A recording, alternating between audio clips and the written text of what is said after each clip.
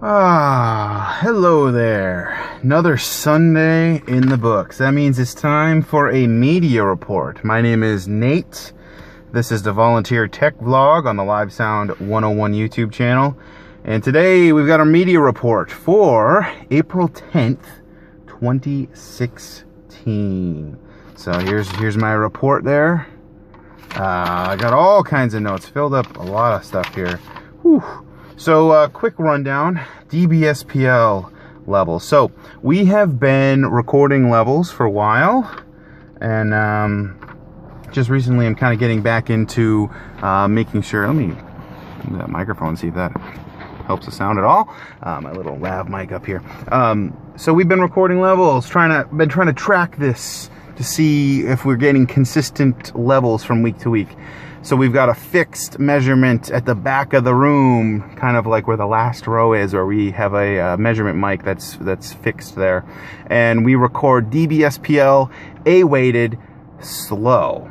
Always in the same locations. We can get a good, we can notice trends. So during rehearsal, we hit 93.1 dB-SPL, A-weighted, slow. And that was a max. So I hit the reset button to record the max level.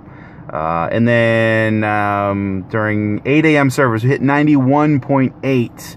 During 10:45, we hit 91.2. So again, that's 93 during rehearsal was louder. 93.1 during rehearsal, 91.8 during 8 a.m., 91.2 during 10:45. So interesting. 10:45 is actually the quietest max level. So anyway, that is what it is. We'll let that kind of speak for itself there. And no midweek rehearsal. So we had used a mix file from Easter. So Pete pulled up the Easter file. He used that for rehearsal. He was happy with it. He pulled up the and then I wasn't even there for rehearsal. Actually, there was a midweek rehearsal. I just wasn't there for it because Pete was able to just pull up that old file and get some good jamming in, some good practicing in. It actually worked out pretty good. I did want to mention so the starting point was a file called 2016-0327 Pete DBC. So our file naming convention is the year, the month, the day, and then the worship leader's name, which in this case was Pete, followed by the sound person's initials, which in this case was DBC. So I took that file, copied it, or saved as, into a new location. So the location where I copied that file was C drive, users, public, SAC, mix, and then I created a folder called 2016-0410, popped that Easter file in there, and then renamed it to 2016-0410 Pete NS for my initials. So anyway, that is to say, create a unique file for every service, every event that happens. Typically Sunday morning worship, but it could be anything that happens at the church. I like to do that for redundancy so that I can always go back and pull a file from a specific event rather than, if I use the Easter file and then I updated it and made some changes, now it's not really the Easter file anymore. Now it's a different file. So if we're working as a team, we should try to keep the files consistent and not mess with them, but just copy and paste them and then make them our own. So if somebody wants to go back to an old one, they can. Let's see, what else we gonna talk about here? So, we talked about where the mix file was located, how it's named.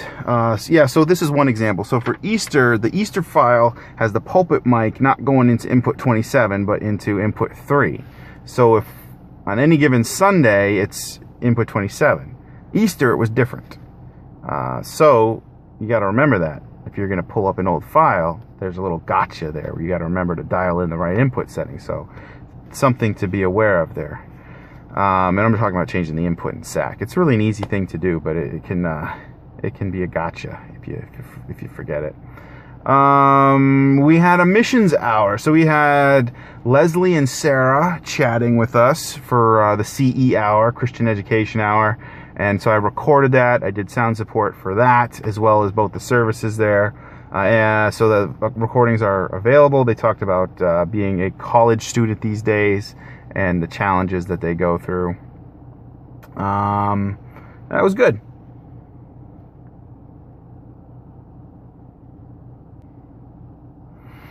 Now, one thing I will say about the missions hour thing with Sarah and Leslie is we had a handheld mic that they were passing back and forth, and then we had Mike up there kind of moderating from the pulpit, which was off to the side, and there was about a 10 dB difference in gain. I had to ride the fader between both the speakers just based on how loud they were naturally and where they held the microphone. So we had one speaker that was very projected her voice and held that microphone nice and close, and then we had another speaker that was softer and held it down here. So it's funny how those little things can make a difference, but to get consistent levels in the room, I had to ride the fader, and I was keeping track of it, about 10 dB every time they changed questions and passed the mic back and forth. So something to be aware of. Let's see. Oh, here's a to-do list for me. So we've got an adult fellowship movie night coming up. Got to provide tech support for that. We've got the new stage display / PTZ camera install coming up. Got to schedule time with the right folks for that. Got to order the installation miscellaneous materials we're going to need for that. We've got a 5K road race coming up. We're going to have a DJ. We're going to need tech support. We're going to need to provide, support, power and everything for the DJ. We're going to need to think about that. We've got another crew event coming up where we're going to need some DisplayPort adapters for people that may have Apple laptops. So I got to track down our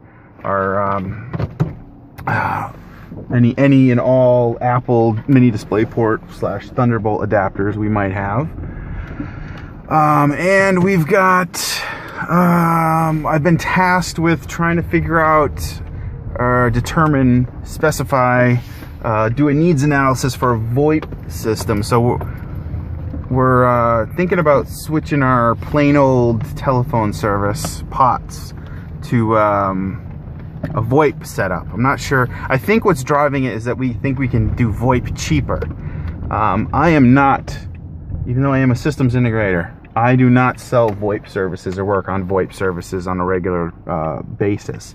So VoIP is kind of like, for our specific needs, I'm kind of like back to the drawing board doing research, just trying to figure out what we're going to need, what would be a good solution for us, how we can leverage what we already have. That's going to take some time. I'm not quite sure how to, where I'm going to find the time to do that. But we got a lot of different things coming up. The 5K road race is really probably the biggest one on my radar to try to figure out how to make that awesome and just make sure we communicate clearly with the volunteer DJ and make sure we understand what his equipment is, what his responsibilities are, so that we can get off to a good start there. So we got a 5K road race in town starting and ending at the church, and it could be a huge ministry outreach event, and this is the first time we're doing something like this, so it's not like oh yeah, we'll just do what we did last year, or it's not like a regular Sunday morning. There's completely unique technological needs for this event, so I do not take that lightly. So I'm in an information gathering stage, trying to figure out what we need to make this thing rock. We've got a crew that we've hired to do the start and finish. That's what they do. So I don't have to worry about that because they're bringing their own generator and blow up start and finish lines. So, but apparently there's some sort of Wi-Fi needs, and our Wi-Fi is spotty at best. We just tried to upgrade the Wi-Fi last year, and we were turned down because the upgrade was actually too expensive.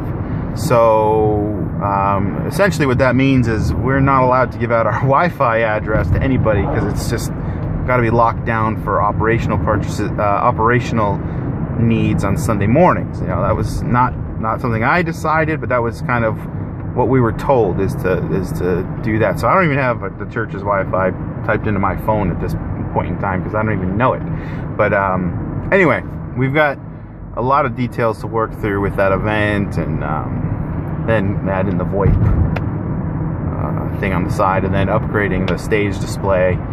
Got some work cut out. So if only I could create more hours in the day.